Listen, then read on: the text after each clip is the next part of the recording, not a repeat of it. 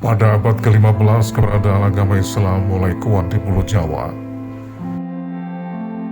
Kemunculan Wali Songo menguatkan proses Islamisasi waktu itu.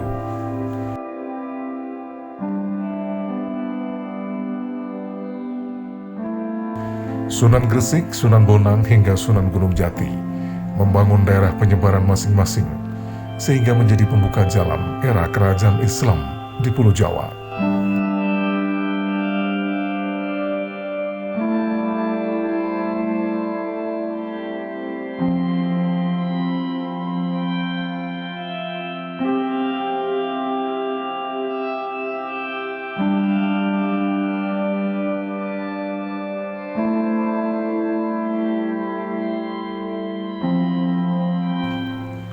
Sebelum masa Wali Songo, masyarakat di Pulau Jawa sebenarnya telah mengenal tokoh-tokoh penyebar Islam.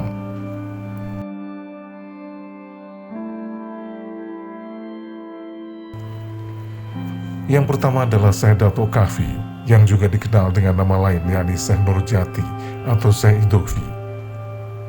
Ia dikenal sebagai perintis penyebaran Islam di barat Pulau Jawa, khususnya di Cirebon dan sekitarnya.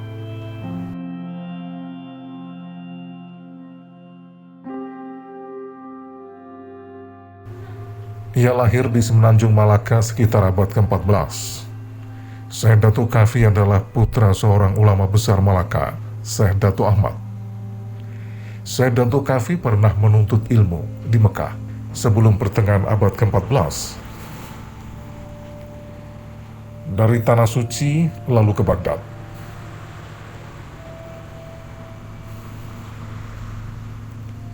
Di wilayah kekuasaan Persia itu, Syekh Datuk Kahfi memperdalam ilmunya.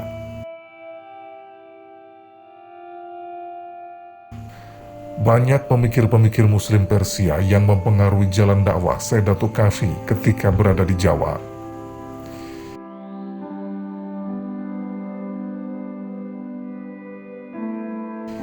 Di Baghdad itu pula Syekh Datuk Kahfi menikah dengan Syarifah Halimah, adik penguasa Baghdad Syarif Sulaiman, dan dikaruniai 4 anak yang kelak mengikuti jejak ayahnya di Cirebon.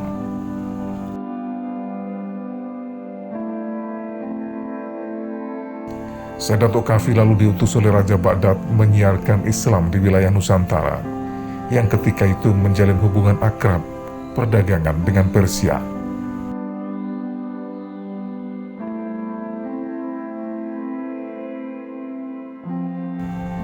Syekh Datuk Kahfi dan rombongannya tiba di pelabuhan Muara Jati pada tahun 1420 dengan membawa 20 laki-laki dan 2 perempuan dalam perjalanan dakwahnya.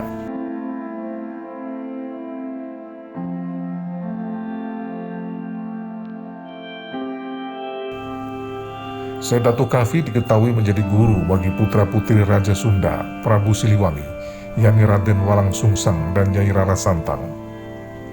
Raden Walangsungsang yang bergelar Syekh Duliman lalu mendirikan tempat dakwah lain di Caruban Larang, tempat berdirinya Kesultanan Cirebon. Raden Walangsungsang membantu Syekh Datuk Kahfi dalam penyebaran agama Islam di Jawa Barat dan wilayah lainnya.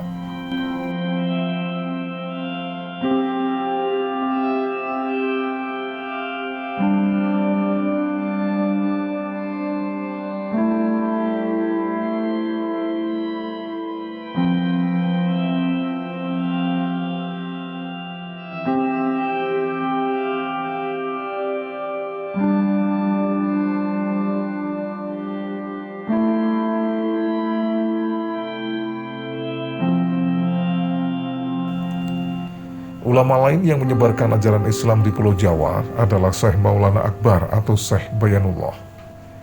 Adik Syekh Datuk Kahfi itu banyak berdakwah di wilayah Kuningan, Jawa Barat.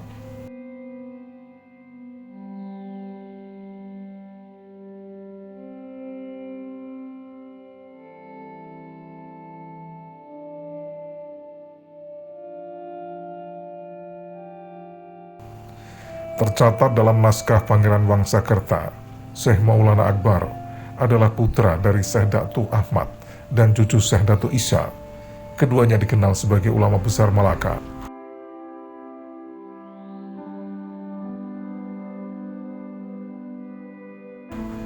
Syekh Maulana Akbar datang ke Jawa setelah Syekh Datuk Kafi membawa pusat dakwah di Amparan Jati, Cirebon. Sama seperti kakaknya, Syekh Maulana Akbar juga lahir di Malaka sekitar abad ke-14.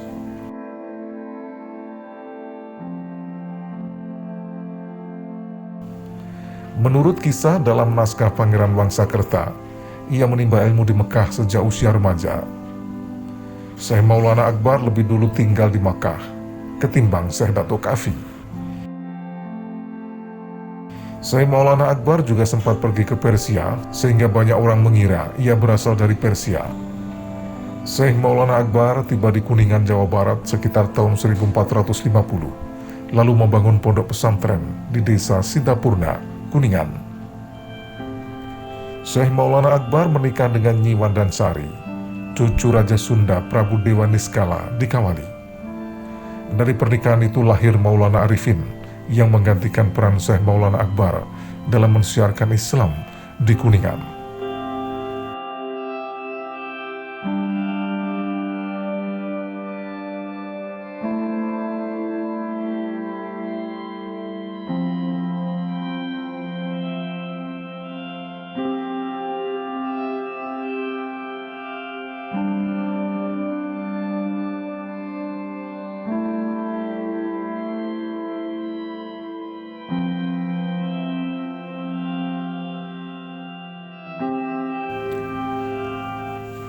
Sosok selanjutnya adalah Syekh Jumadil Kubro, yang dikenal sebagai guru para wali tanah Jawa.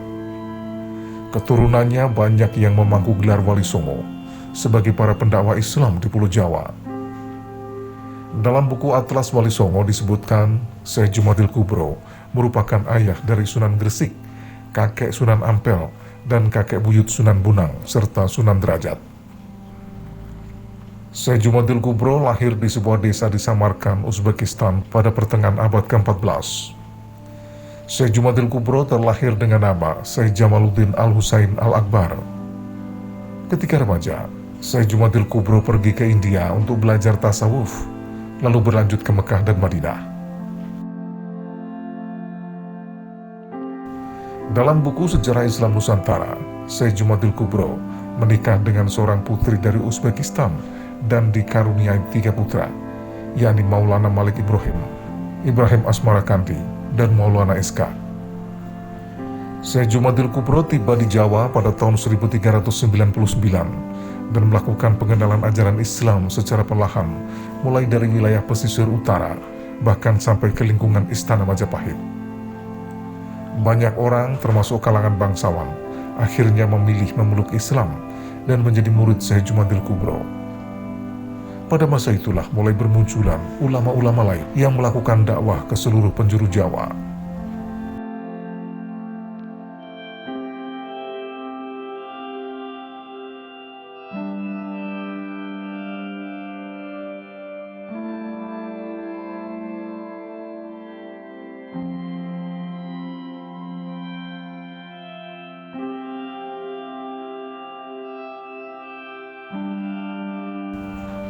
Ulama lain yang memberi pengaruh besar kepada penyebaran Islam di Pulau Jawa adalah Syekh Kuro atau Syekh Mursyahadillah atau Syekh Hasanuddin yang berasal dari Campa. Ia adalah putra seorang ulama besar bernama Syekh Yusuf Sidik. Syekh Kuro sempat mengajar di Kesultanan Malaka pada permulaan abad ke-15. Dari sanalah ia melanjutkan dakwahnya ke Pulau Jawa. Daerah pertama yang disinggahi Syekh Kuro adalah Pelabuhan Cirebon, tepatnya di wilayah Kerajaan Galuh Sunda. Kedatangannya pada tahun 1418 disambut Sah Bandar Muara Jati, Ki Gedeng Tapa. Di sana Syekh Kuro melanjutkan syiar agama Islam. Syekh Kuro tidak lama tinggal di Cirebon, lalu pindah ke Karawang dan membangun pondok pesantren. Berkat upaya Syekh Kuro itulah penyebaran Islam dan kegiatan pendidikan pesantren akhirnya meluas hingga masuk ke wilayah Priangan, Cirebon, dan tentu saja Karawang.